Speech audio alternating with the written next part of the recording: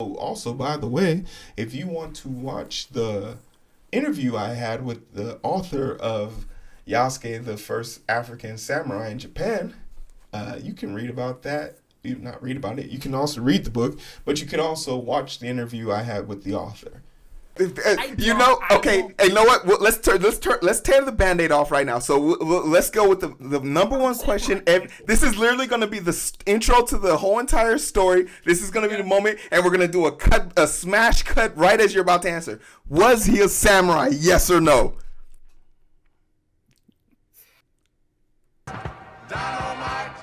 Okay, so Assassin's Creed comes out next month, and I have a beefy PC now in order to play it, and I also have the PlayStation 5. I'm gonna buy it on the PlayStation 5, and I'm gonna enjoy really playing this game. But the future of Ubisoft, in large part, really does like hang in the balance, and it really depends on what Assassin's Creed is able to do. There's no real there's no shout or doubt in my mind that the game will do fine. All Ubisoft Assassin's Creed games throughout the course of history have done fine or better. I mean, you guys played a Viking game and sold that one 5 million in the first month, I think, right? So I think the game will do fine, but what the game will be able to do moving forward, does the gaming company and the studio in itself have to shrink its scope and shrink therefore its team so that they can probably build themselves up? Because there's no instance where I would sell the IP of Assassin's Creed, as once again it is literally a self-printing money label, but the rest of Ubisoft's IP might be up for grabs, and I'm kind of curious to know if what they're gonna do. So let's take a close look at this, and let's get into this Assassin's Creed Shadow and the future of Ubisoft. You feel me? Clap it. Ubisoft news is out there. I haven't talked about Ubisoft in a while, but I was looking at my last video, and I want to make sure I don't get only one view on this video. So as long as I put, Yasuke or Naoe on the screen, I'm guaranteed at least 200 views. So I appreciate you. Make sure you like, share, and subscribe. Let's get into this Ubisoft news. Ubisoft CEO says the plan is to focus on open world games, open world and live service games year after year. Yusuf says the company is focused on these two pillars going forward. Ubisoft says the publisher is focusing mainly on open world action adventure games and live service games in the coming years. What is an example of a live service game? Service game? Okay, so this is not good. Avengers, that's not good. Suicide Squad, oh my god. The FIFA games? Oh. Warframe? Fortnite? So it's like any game that you have to... Oh, okay, I get it. It's like an online always game. Okay. Oh, no. Oh, no, that's bad. I don't know much about it, but that's bad. Do I play live service games? Yeah, I do. Isn't Call of Duty would be deemed a live service game, right? The multiplayer version of it. I pay for that, so I guess it's not all bad. But the Avengers game and the Suicide Squad game, no, that's dog water. We will not accept that. Beta. We will not accept that. You feel me? During the Q&A following the presentation on the company's financial results for the Q3 2024-2025 year, one caller asked if the executive on the panel could shed some more light on their development pipeline going forward. CEO Yusuf replied that their focus was mainly going to be on open world adventures like Assassin's Creed games. Okay, Assassin's Creed games are a live service? Or is that just the open world part of it? And live service games. So one part story-driven games, cool. And the other part like live service games, like Rainbow Six Siege or the Crew Motorfest for the foreseeable future.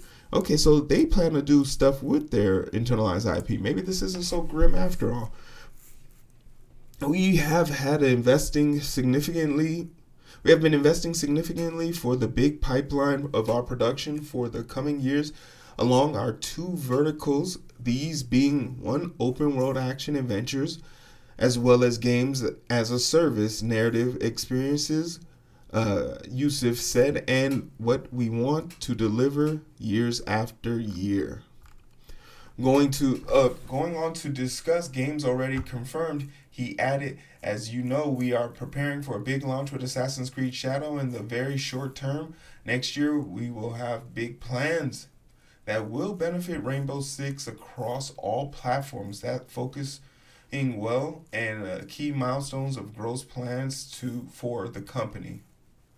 So they're really focused on growth, certain key milestones for growth, which it makes sense if you're looking at it from two perspectives.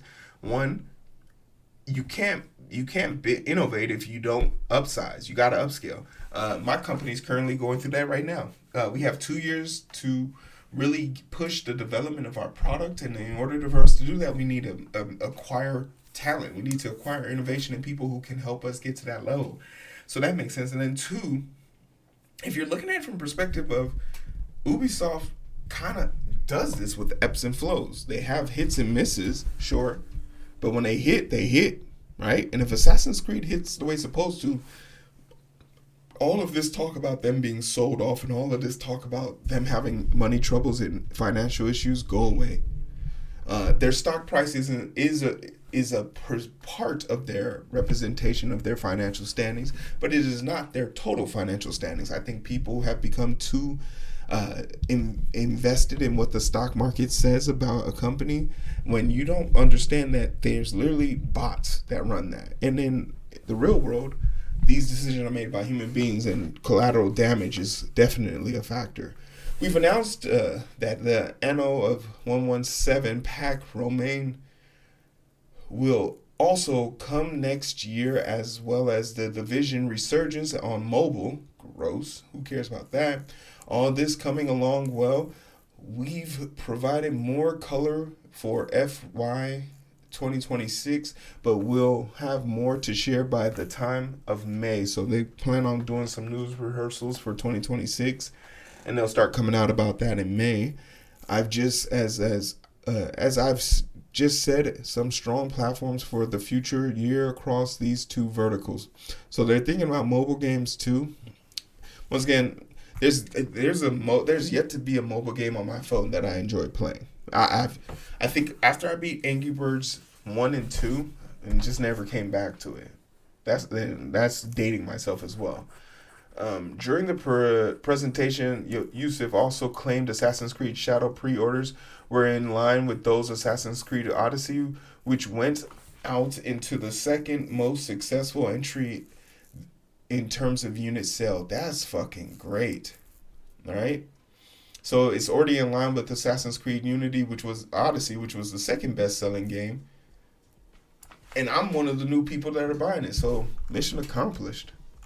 Mission accomplished. I'm an iPhone person, Taurus. I need to buy iPhone 14. I have an iPhone 12 Pro Max, and it's just too old. I need the 14 Pro Max. Everybody was like, "Why don't you just get the 16?" Because fuck the 16. That's why. Hey yo, what the? Forget about it. You feel me? Forget about it. But ultimately, I am very much pleased with this news. This is uplifting to hear that the numbers, once again, for the pre-orders are pretty good.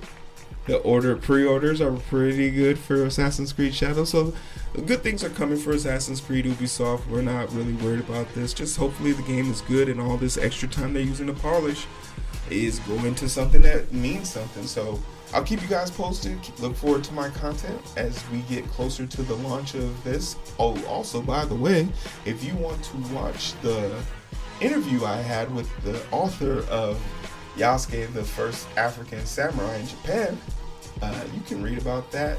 You can not read about it. You can also read the